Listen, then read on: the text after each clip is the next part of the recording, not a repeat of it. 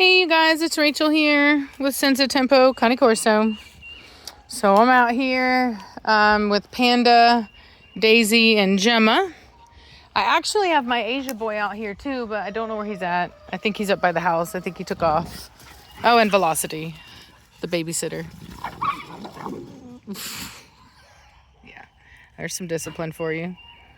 Gemma, you all right, baby? Did she get you? Did she get you, Gemma? Did she get you? Look at what a softie the Corso is, and then the bully is totally fine. She's like, whatever. Whatever. Don't stand like that. You ain't that wide in the chest.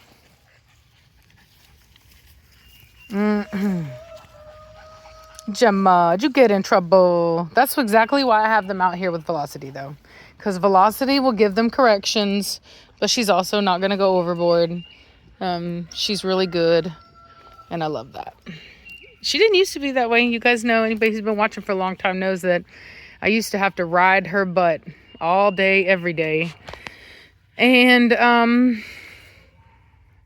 people used to like get mad at me. All these people thought that I hated Velocity. And they never could understand that I give my dogs what they need. And Velocity needed discipline. It's just what it is. And now she's fantastic. And it's like, you got to trust the process. You know, you have to trust the process. And you have to not get emotional about it. Like, really and truly, disciplining a dog or a child for that matter is not about you. It's not about how you feel. It's not about what you want to do, what you like to do. You have to take yourself completely out of the equation and ask yourself, what does this animal need? Or what does this child need? It can be very hard to do with kids. I know for myself, you know, I'll say this. I think my daughter is actually fantastic. My daughter she's very tame compared to the way that I was and the way that a lot of kids can be nowadays. So I actually don't think I did too bad of a job. But she sure had me questioning myself for a while. But you got to know when to discipline. You got to know when to be tough. You got to know when to, when to give affection and when not to. And even if there's been plenty of times where, I didn't want to discipline a dog. And I had to, because that's what the dog needed. So I had to take myself out of the equation and trust that by me doing what I need to do, this dog is going to end up in such a way that I have more opportunities to give affection. Because when you do the right thing and you give discipline when necessary, it means that in the end, you get to be more affectionate. But if you don't give discipline when necessary and you spoil the dog, then you can't be as affectionate. And I'll give you an example of that. I was working with Zebulon today, and he's been doing really, really, really good. Well, today we were playing fetch, and he decided to challenge me for the stick. Basically what happened is he brought it back to me. I went to grab it. He went to grab it. I kind of moved him out of the way, and he growled at me. And, then I had to work him. And it did not work out well for him. You know what I mean? By the end of it, he was very tired. And he was very much regretting his situation, his what had happened. And that was the result of the fact that he was not given discipline and taught boundaries whenever he was younger. And so he very much doesn't understand what he's able to do and what he's not able to do. Now, it didn't get out of control. I didn't get bit, and he's perfectly fine. But I definitely worked him. I'm a very big fan of, in a way, kind of mixing something that people do with horses, which is groundwork, and what they call moving their feet. And so I will very much work that dog. I'll move their feet. I will absolutely make sure that by the end of it, he is huffing and puffing and wishing that he hadn't have made that decision. And that's just kind of where it was. And human beings have the benefit of being, I don't know if you've watched any kind of documentary on this kind of stuff, but people think that human beings are super weak. But the truth is that we have some of the absolute best endurance in the animal kingdom. We will absolutely run down our prey. And they are typically built for short bursts of speed, sprinting, and we will just literally just jog, and we will just get them. And so I use that to my ability. You know, he's not built to be able to have the endurance that I do. And so I very much asserted myself in an aggressive way, but in not a physical way, other than using my physical presence to move him along. So, and I always use my Moses stick anytime I'm working with a dog. You guys know that. It is a barrier. It is a tool. And as you guys have seen many times, it does not require any physical contact with the dog to be effective. So anyway, you know, he's learning, and I'm glad he's learning. What I will say is that, you know, I had a moment where I was like, you know, should I have not played with him yet? But no, I think he was doing fine. And I think that after thinking about it, the reality is that I'm glad that he made that mistake, because it was an opportunity for him to learn that that is not a successful behavior in this environment. He is not going to get the results that he wants. Velocity, back over here. Don't be dragging them into the woods. Let's go. Velocity now.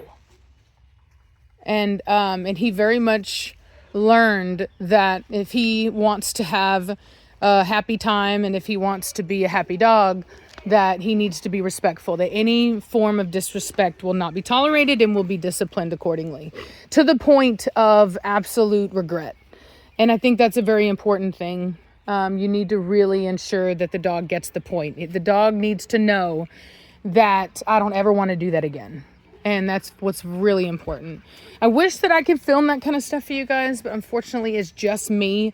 And whenever that happened, I really wasn't expecting it. So I was not in a place to film. But,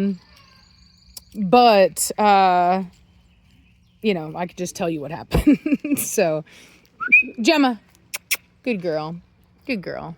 So anyway, my point being to all of that is that I had to stop being affectionate with that dog, and now I will have to limit my affection with that dog because of the fact that he perceives my affection as me being submissive, and that's why he challenged me.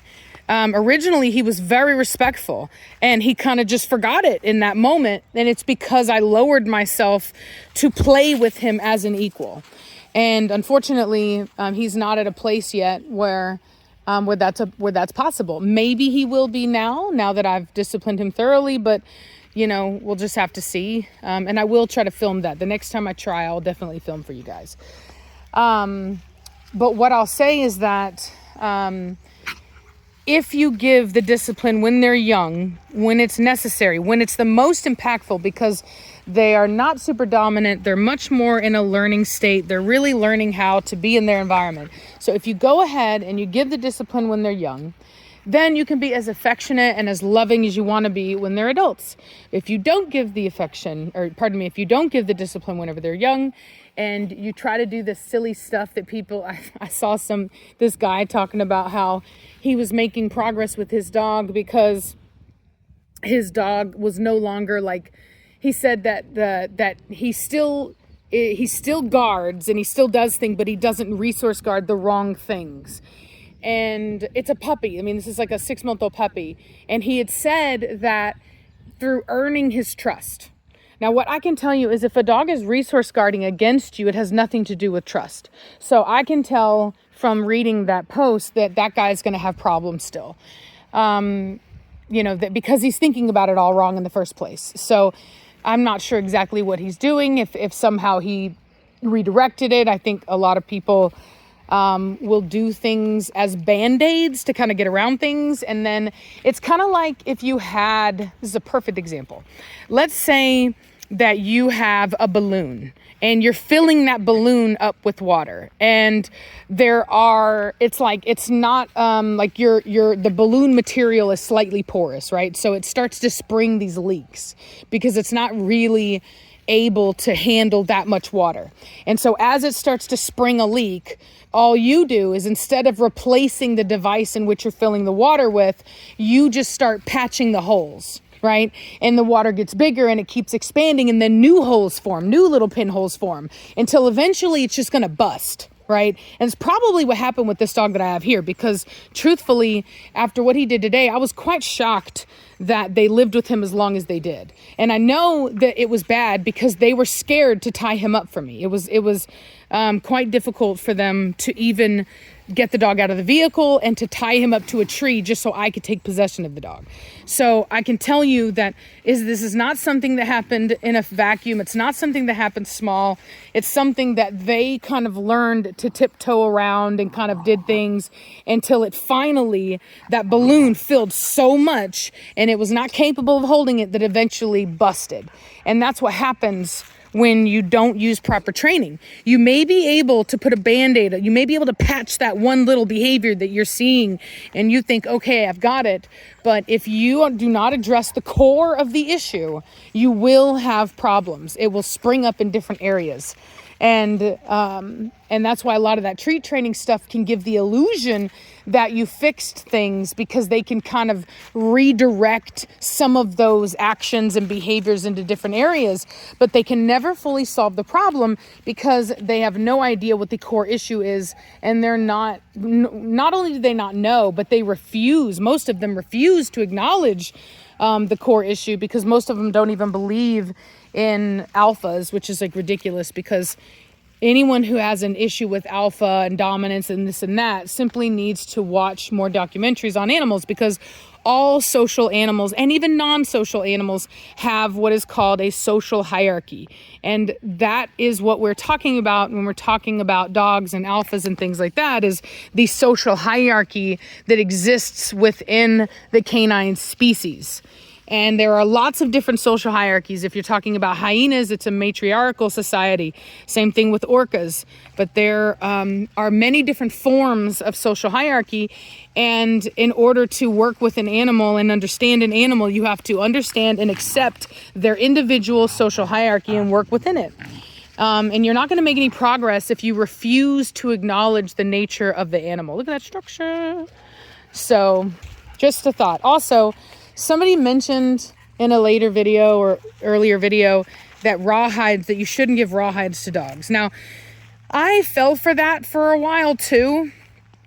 And then I remembered that, psh, don't touch me like that. Don't bite me.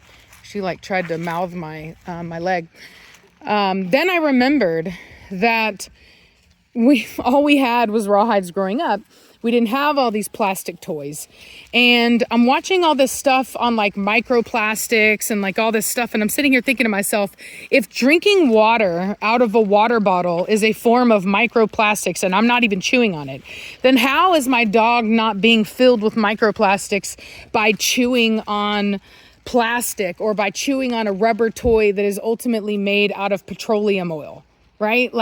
How have we been convinced that a dried out, hide is now bad for our dogs? You know what I mean? Now, I understand that some people are saying that the chemicals and this and that, but they do have forms of those that are not like that. I don't get the flavored ones or anything like that. I simply get the white ones. And what I can tell you is all of my dogs eat rawhide all the time. I have never seen them poop out anything that even remotely resembles a rawhide. It is 100% absorbed by the body. And I think that big corporations have convinced us and have just had us forget. They just fearmonger us into using their products.